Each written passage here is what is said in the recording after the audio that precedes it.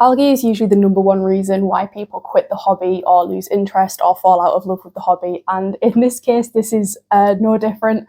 I'm going to strip down this tank because I have done everything I can possibly think of to try and get rid of this type of algae, which I think is the worst algae in the aquarium. So if you're interested to find out more, stick around.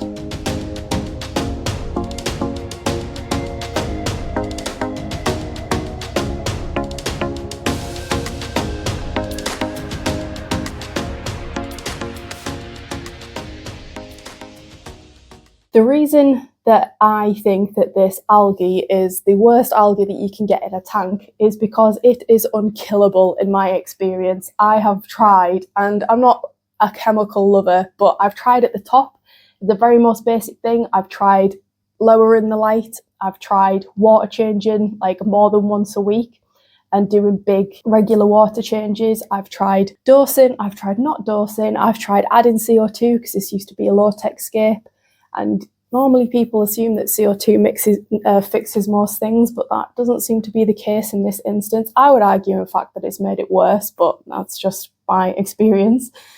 I have tried then putting in shrimp and things like that to see if they would eat it. Nothing touches it. Neorite snails, nothing touches it. I've tried blackouts. I've tried Seachem XL. I've tried hydrogen peroxide, H2O2. I've tried algae fix. I've tried alg exit, which is like easy life, I think. I've tried easy carbo. There is tips online that recommend that you do sort of like an easy carbo H2O2 combo, not at the same time, like one after the other. I have tried everything that I can possibly think of. I've tried everything that I've read online, and I would actually challenge anybody to leave a comment of something that I haven't tried. So yeah, let's get into where I think the first mistake that I made was in regards to this algae. Now, the big reveal, the algae that I'm talking about is Cladophora algae, for anybody who hadn't guessed, or anybody who's new to the channel. If you've seen some previous videos, I've mentioned it quite a lot on this scape and a little bit on this scape too. So this tank has been set up, well, actually this substrate system and this filter have been set up for probably just over 2 years now. And the algae actually first appeared in the previous scape. And it was in mostly I had a carpet in the front of Eleocharis pusilla. And because it almost blends in so well for so long that I didn't even realise that I had it. And it wasn't until I was taking like a macro picture of something and I was like, what's that? Now, this algae is a green filamentous algae, and it almost looks like the love child of staghorn algae and like green string algae. And you'll know if it is that, you'll know if it's Cladophora because it has a really distinctive smell. In fact, it doesn't smell very nice. It smells, I want to say earthy, but not in a nice earthy way. Maybe a little bit bitter. So yeah, just smell your algae. I don't actually normally smell algae. I read online that it smelled, and I wanted to smell it, then wished I didn't, just to clear up that. So yeah, it originally reared its head in the scape that I had set up in this tank before, and it was present and it was enough, but because it was kind of in and amongst the dwarf hairgrass, it wasn't really bothering me too much because it blended in quite well. But it did get to a point where it was taking over and I was like, right, the tank's ready for a rescape anyway, so I'll just rescape it. And the tank prior to this, I just had like such great success with it. And I'd put it down to the substrate system, and the substrate system is just some ADA power sand, some like Tropica nutrient capsules, and then just some Tropica soil. And I thought, well, it seems to be doing well. I don't want to take the substrate out. This was the first mistake. So I'm just going to leave the substrate in. I'll take the plants out. I'll wash them off. And I'll reuse them again. And that, again, is kind of like in the first sort of mistake, reusing existing sort of like hardscape or plants or substrate, that kind of thing, because the algae was still there. But I guess I just wasn't thinking. I just thought, right, we'll kind of start afresh. We'll clear everything out. I'll give the plants sort of like a bleach dip, which is sort of like a 10-to-1 or 20-to-1 bleach solution, which usually kills off most algae. So I did that, replanted the whole tank, and I would say within about 3 months it started showing signs of coming back. Now in this tank it was probably worse than the previous one, and it specifically is growing on the hardscape. I'll overlay some close-up shots of what I can, but it's specifically growing on the hardscape, in the Bucephalandra and in the trident fern. It kind of I dare say it leaves the faster growing plants alone. But the other day I was doing some maintenance and I put my hand in and I felt something really, really soft, and I was like, this actually feels like a cotton ball in the aquarium. And when I pulled it out, it was this huge clod of algae. And interestingly, most people confuse Cladophora algae with Marimo mossballs. Now, they're in the same genus, like they're both a Cladophora, but they're not the same species. And I think recently they've been sort of like redefined species-wise. So Cladophora, what you get in your aquarium that looks like what's on the screen, is not to be confused with a moss ball. That's not going to cause Cladophora algae. Although I think in like the United States and stuff, it's I don't know if it's banned because of some kind of limpet type thing, like an invasive species, a zebra or something or other, I can't remember. But you can still get them in the UK. But so I think that was the first mistake. And the second mistake was that I just kept the filter running as it was. Now, that's something that I only sort of came to think about the other day when I was doing maintenance on my 90p. And because I'd been having some issues with green string algae in that tank, I was just kind of like thinking about algae, because I was like, oh, this one's got this algae and this tank's got this algae. And I was just like, oh. So when I was cleaning out the pre-filter, I noticed that there was some strands of green string algae stuff. And I was like, of course, like the spores, just because it's in the filter, the spores are just going to keep multiplying. That's going to come out into the water column, and the algae is just going to keep multiplying. So actually what I did with that tank is I actually washed the pre-filter sponges in some bleach water. Now, in a Biomaster, because it has a pre-filter, the pre-filter is not the designated area for beneficial bacteria. That's the main canister of the filter. So you can wash the pre-filter sponges in just normal tap water, or like bleach them like I did, and then put them in the bath of chlorinated water, dechlorinated water afterwards, just with some like Seachem Prime or something, because it just kind of breaks down any of the bleach and makes it safe to put back in the filter. So that leads me to what I'm going to do with this tank. So because I just cannot beat it, and I'm worried that it's going to start spreading to other scapes, which is what I think happened here, because normally I will just share one sponge between all tanks. Now I've started using a separate sponge. I know this is like next level, but it's probably good practice, because if there is any like nasty things in your tank and you're just sharing a sponge between, in my instance, like 5, 6, 7 tanks, it's probably not the best idea. So I have now a designated sponge for each tank, and I just make sure that the buckets and things that get used when we fill them up are really thoroughly rinsed out before we start the next scape, just to make sure that little filaments aren't just going into another tank. And because these two are next to each other, these two always get done together, whereas it's not present in any other tank, yet the setup all the same. They all use like the same substrate system, the same light, the same type of filter.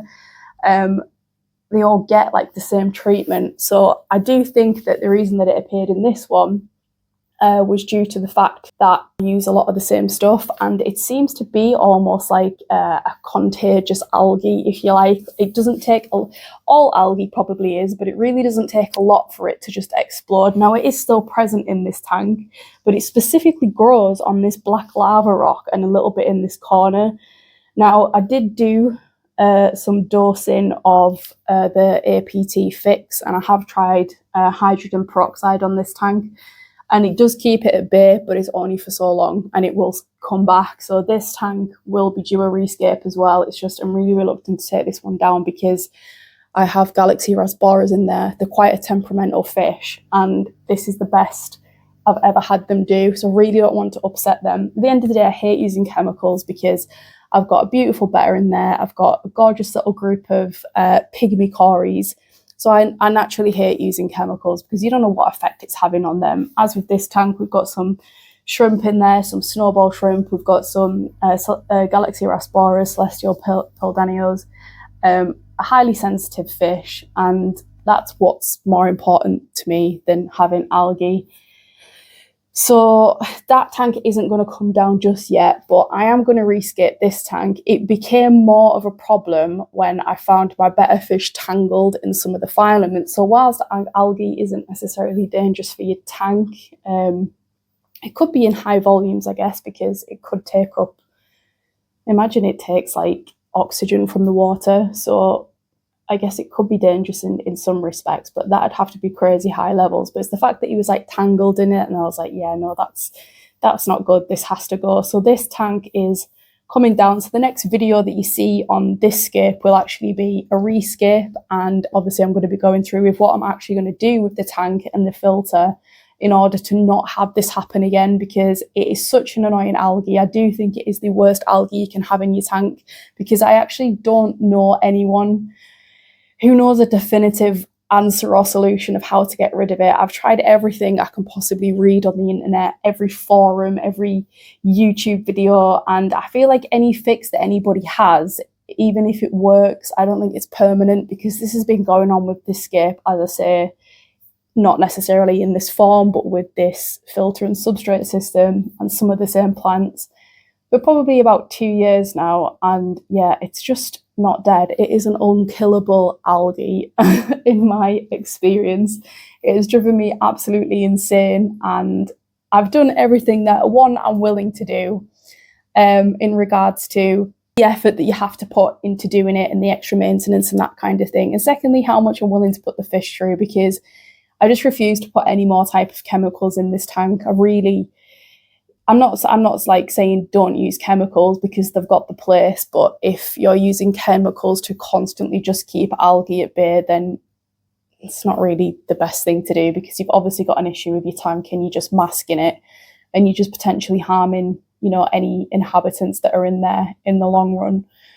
So yeah, this tank is done for. I am sick. I can't win. I'm beat. I don't know what to do. So if anybody has any suggestions, I challenge you to leave it in the comments, because as I say, I've tried everything that I can possibly think of and nothing has worked long term. So yeah, I'm ashamed to see this tank go, because I don't know about you guys, but if I'm going to take a tank down, I always like to get it to sort of like a final state, like a final, almost like, not saying that this tank is competition level, but sort of like, you know how you would take like a final picture for like an IA PLC or something like that. I always like to get it in like the best state that I can get it in and take a picture, just to sort of like remember the tank by and be like, yep, that was one of my previous scapes. And it's just going to be a shame that I'm probably not really going to be able to get it to that point. I mean, you can see there's just like clumps of grass missing, and this is just where like some of the worst sort of like infected hair grass was, and it was just really thick clumps, and I just ended up, I was just sick, and I just pulled it out. So yeah, this one I am absolutely beat with. I don't know the answer. I can only tell you why I think it's happened and how it even got there in the first place. That is a good question. I don't really know. I would guess that it's come in on some plants, and that would be my fault, because I don't always use, like, the benefit of using a 1-2 grow cup is that it's algae free, and I have bought plants from like eBay and things like that, or got them off people, so that could always be one reason why. A lot of people attribute it to low and unstable CO2 levels, as is most algae. Most algae seems to be like caused because of that. I just feel like that's a bit of a cop-out answer personally. There's definitely got to be other reasons. It can't all be down to CO2, because if that was the case, why do low-tech tanks work? Not necessarily this one, because this one has got clado, but not a lot, and it's in good condition. And my other scapes, touch wood, please don't curse me, but they haven't got like any algae at all, and they are like no CO2 setups. So yeah, I feel like that's not the answer. I don't think it's CO2 related. Maybe somebody might feel differently about that, but yeah, I don't think it is just that. And I can't put it down to, you know, nutrient levels or fertilization routines, because I have been on them and like measuring and testing water parameters every day for things that are missing. And as mentioned, I've tried doing lots of fertilizing. I've done very little fertilizing. I've tried to limit certain nutrients that are known to cause or supposedly cause algae, such as phosphate in high levels as with nitrates. So, and then I've put them back in. It's an absolute, what is it? It's in a mystery wrapped in an enigma, wrapped in a mystery, wrapped in a something. It's that. So yeah, don't know. But yes, thank you so much for watching this pity party of a video.